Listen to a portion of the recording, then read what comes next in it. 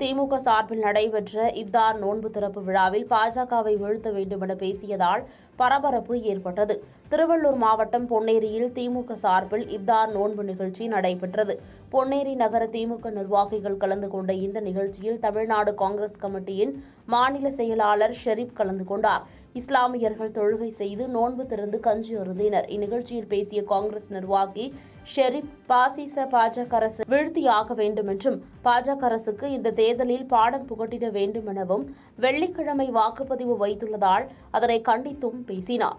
இப்தார் நோன்பு திறக்கும் நிகழ்ச்சியில் பங்கேற்ற காங்கிரஸ் நிர்வாகி அரசியல் பேசியது சர்ச்சையை ஏற்படுத்தியுள்ளது.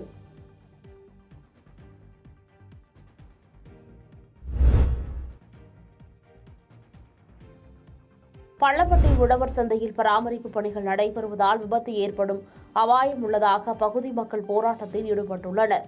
கரூர் மாவட்டம் பள்ளப்பட்டியில் தினசரி மற்றும் வார சந்தை செயல்பட்டு வருகிறது.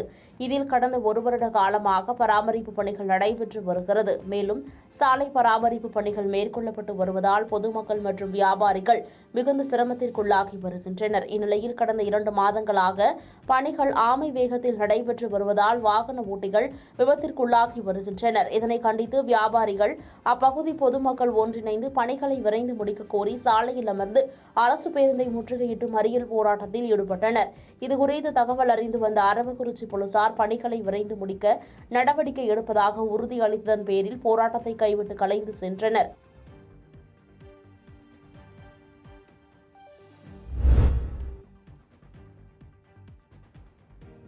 அதிக லட்சம் வாக்குகள் வித்தியாசத்தில் அதிமுக வேட்பாளர் வெற்றி பெறுவார் என முன்னாள் அமைச்சர்கள் தெரிவித்தனர். திருவண்ணாமலை நாடாளுமன்ற தொகுதி சார்பில் அதிமுக வேட்பாளர் அறிமுக கூட்டம் கலசப்பாக்கம் சட்டமன்ற தொகுதிக்குட்பட்ட காஞ்சி பகுதியில் நடைபெற்றது.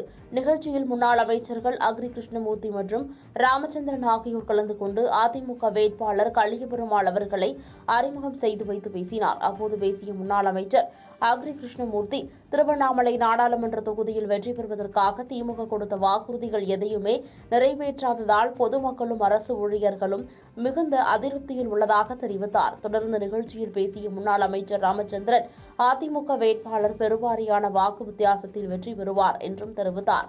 நிகழ்ச்சியில் தேமுதிக மாவட்ட செயலாளர் உள்ளிட்ட ஏராளமானோர் கலந்து கொண்டனர்.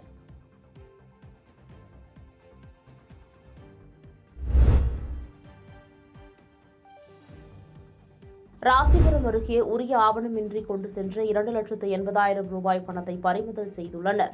நாமக்கல் மாவட்டம் ராசிபுரம் அடுத்த வெற்றி விகாஸ் பள்ளி அருகே தேர்தல் பறக்கும் படை அதிகாரிகள் சோதனை நடத்தினர். அப்போது தருமபுரி மாவட்டம் பெண்ணாகரத்திலிருந்து நாமக்கல் மாவட்டம் பெருமாள் கோவில்மேடு பகுதிக்கு முட்டை ஏற்றி வந்த வாகனத்தை நிறுத்தி தேர்தல் பறக்கும் படை அதிகாரி ஆனந்த் தலைமையிலான குழுவினர் சோதனை செய்தனர். அப்போது உரிய ஆவணம் இல்லாமல் 1,80,000 பணத்தை பறிமுதல் செய்தனர்.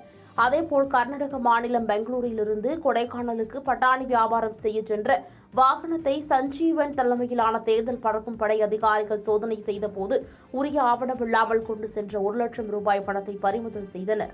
இதையடுத்து பறிமுதல் செய்யப்பட்ட பணம் மற்றும் வாகனம் ராசிபுரம் வட்டாட்சியர் அலுவலகத்தில் உதவி தேர்தல் நடத்தும் அலுவலரிடம் ஒப்படைக்கப்பட்டு கருவூலத்தில் சேர்க்கப்பட்டது.